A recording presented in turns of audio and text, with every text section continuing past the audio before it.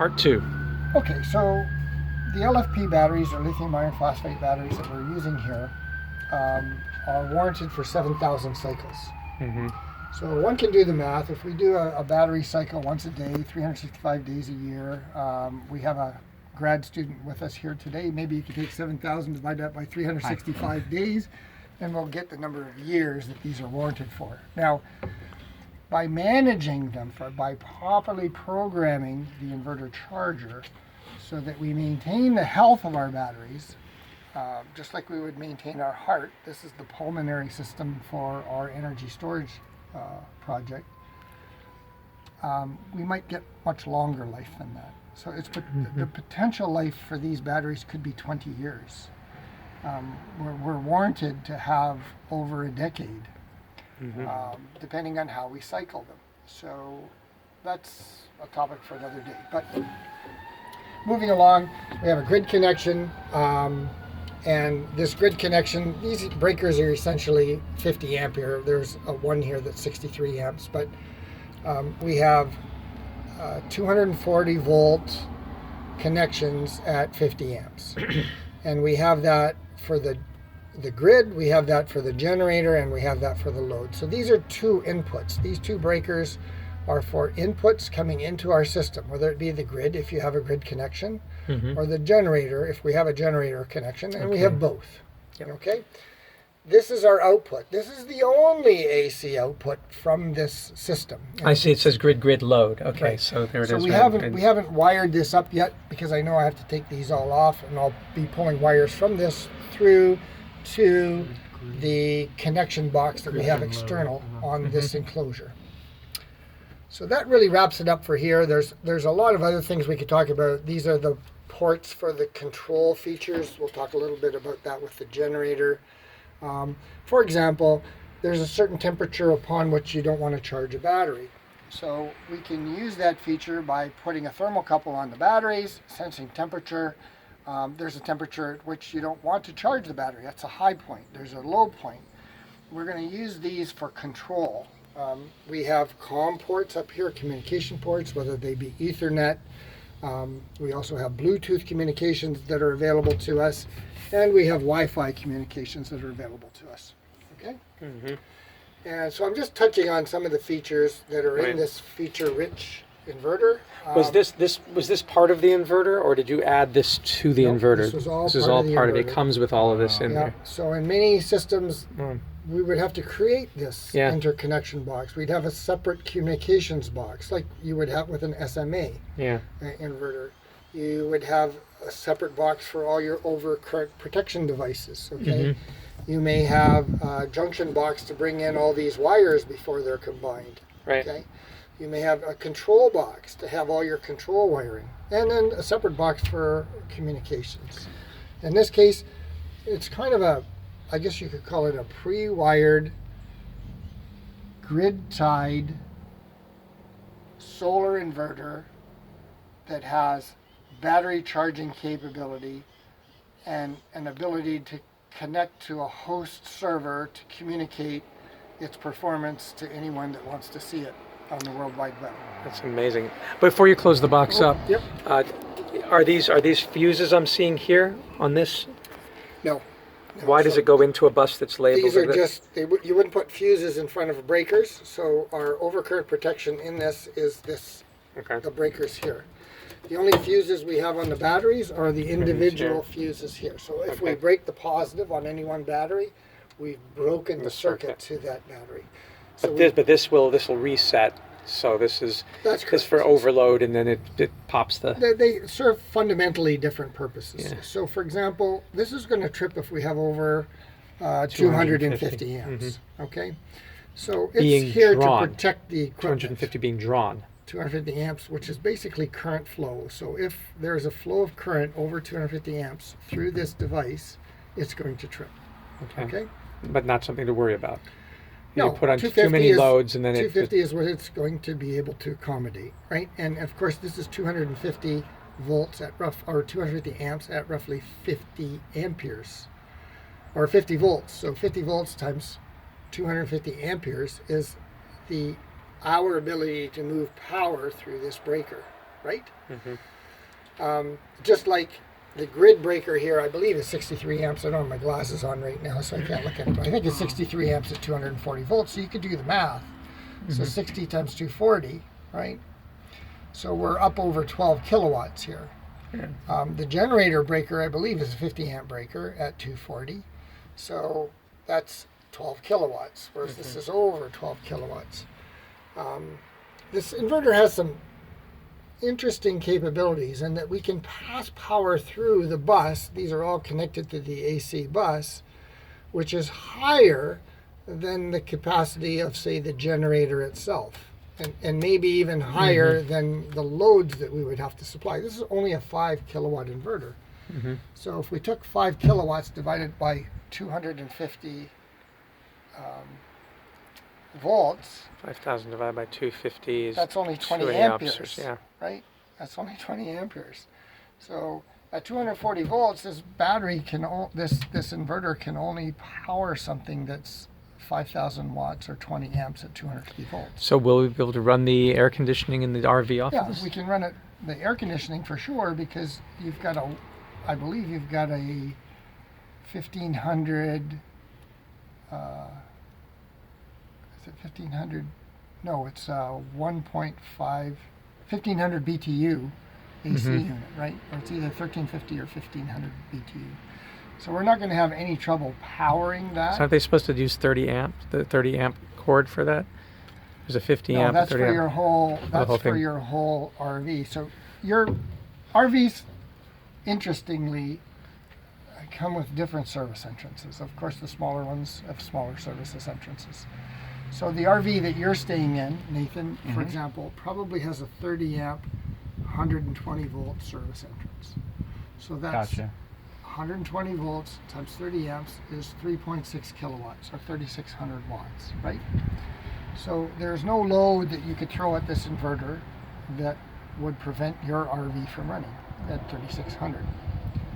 TH, for example, although his RV can take a 240 volt service and has a 50 amp service entrance, well, 240 times 50 is going to be 12 kilowatts, right? There's no way that this inverter could power this. But for many years, he lived in the RV. How many it was? Maybe 1 or 2. 3. 3 years. He was living on less than 3,600 watts because he was living with, at first he was living with an AC cord, which was 15 amps at 120 volts, right? So what's 120 volts times 15 amps? Well, it's half of that 3,600, right? So he was living on 1,800 watts. Oh. Right. With no air conditioning. And then he found that wasn't so great. And then he was okay when he was by himself, but I think when he got a family, life changed. Yeah. And then he found that we upgraded him to 3,600, the 120 amp circuit, or sorry, not 120 amp circuit, the 30 amp circuit at 120 volts, and he was still tripping breakers. So now there were some problems with the plugs and the cables, and there were a number of issues, a thing called ants and weird things. Yep, I didn't know Arcing. But now he has, I think you're connected into a 50 amp plug at 240. Right. That's right. So your RV is being fed with all the power it could ever use. Still flip we still flip breakers though. Flip breakers. So it's only designed for 50 amps at 240 volts is going to be 12 kilowatts, right? Or 12,000 watts. Well, this can't power 12,000 watts. And it was never intended to power 12,000 watts. It was sized so that we could build the project within the budget that we had, which was $15,000 for the materials. And it was sized to provide a source of backup power for his RV. And if he could live on a 15 amp circuit with a extension cord, and then he upgraded to a 30 amp circuit at 120 volts, which is 3.6 kilowatts, I have a suspicion that he'll be fine with a 5 kilowatt converter for his backup power. We just would never turn on both air conditioners, wouldn't turn on the tea kettle and the electric stove or the microwave. You don't run them all at the same time. You run them staggered. And if we did, it would trip like it does, and we'd just go and flip it. It doesn't cause damage. So if you think about it, your microwave's plugged into a 15 amp outlet at 120 volts. So you could do the math. 15 times 120 volts, so you can see what that is. But typically they're about a kilowatt, right? So you could have 5 microwaves, or you could have 5 coffee pots, or you could have 5 toaster ovens, okay?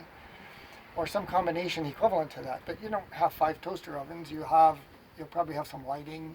Sure. You might have a water heater that's coming on and heating your small water heater periodically because you're using hot water. And those can use up to 3 kilowatts. You have your outlets in your RV. You know, there are a number of things. You plug in a fan. Your air conditioner might cycle. So you do have to be cognizant of what those loads are. Now the nice thing about the system that we've designed it is this enclosure is 2 by 2 by 4.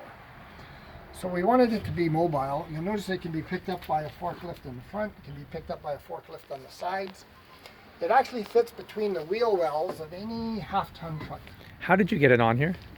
I have a hoist. It's that little gray device in front of the boat in our garage. Oh, I see it, yeah. So it unfolds, and then it has a little cantilevering arm, and then Did you have help?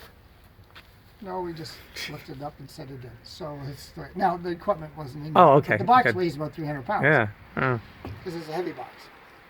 So, and we want it to that. We want it to be robust because the intent here is that this is not just useful for our experiment.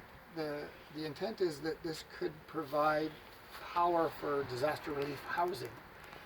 It could be loaded into the back of a half-ton, three-quarter-ton, one-ton vehicle, and it could provide power for tradesmen. It could provide power for a small village. And you say, well, 5 kilowatts is kind of small for a small village. Well, in some cases, 5 kilowatts a lot. But the nice thing about this technology is the 8 kilowatt inverter has the same footprint. And the 12 kilowatt inverter has the same footprint. So in theory, in this 2 by 2 by 4 box, we could have a 12 kilowatt inverter coupled to 20 kilowatt hours of battery, and that's only going to increase over time as energy density in batteries gets higher and higher.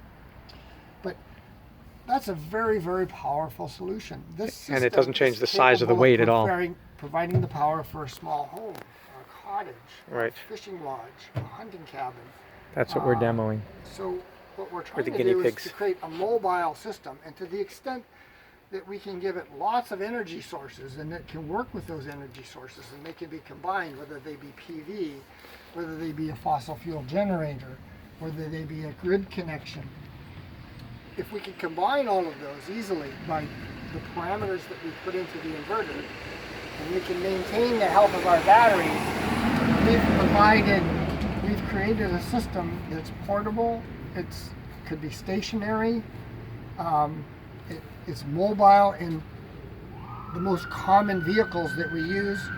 I mean, I've had this on a trailer. I remember. So it's been on a trailer, it's been on a wagon, it's been in the back of my truck. It is a 3rd generation system. We have 2 other generations in my garage that we could look at today, but I don't think we have time. So let's go back and let's look at the working end of the system. So these are all our connections to the world. So on our Gen 2 system, we used marine connectors, inlets and outlets. But as you start to get into higher and higher powers, this is a 50 amp, 240 volt cable. It's actually split phase, 4 wire, 120 and 240, 50 amp. Just the weight and the torque on the connectors just becomes really challenging. Yeah. So you can see I can move this, and this is a steel inlet for a grid connection. And I'm actually moving the 12 gauge sidewall of this enclosure. So these systems are not like you're going to buy on Amazon. This is not a system that you're going to go to Lowe's and pick up. This system has been designed to be robust, heavy duty, have commercial application. Now, in the future, we probably wouldn't even use this PV box for the PV inputs. So the maintenance PV that we have here of 1 kilowatt is coming in on this PVC, which I haven't glued together yet because we're going to have to take it apart to paint it also. After this meeting today, we're going to break all this down. Oh, wow. But our maintenance PV, to maintain the system, keep the batteries in a state of charge, power small loads periodically, is all here. And you can imagine that 1 kilowatt of PV left in the sunshine in a horizontal position like this in Central Florida is probably going to produce about 1,400 kilowatt hours a year. So 1,400 divided by 365 days in a year, okay? We're going to produce roughly 3 kilowatt hours a day.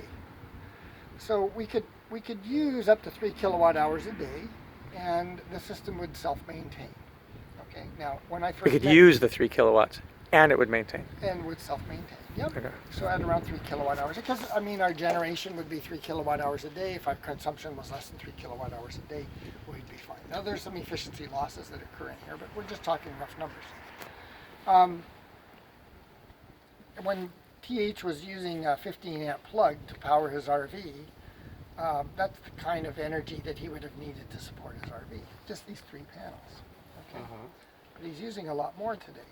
So what we've done also, we've pre-wired, although I haven't connected them, you saw that earlier, a set of plugs here that we could just plug in MC4 connectors and create a separate string. That string of solar modules could be legacy modules, it could be any modules, new modules.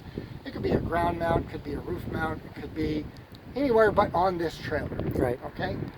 So it could provide the supplemental power that you're looking for to offset the energy consumption that you would otherwise use in your RV.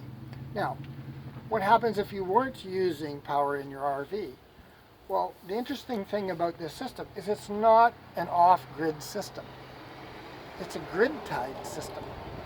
So Which can function off grid. It's a hybrid, right? As long as we're plugged into the grid, as long as we have a connection to the grid, that means we plug this into an outlet on a load center that's connected to the grid.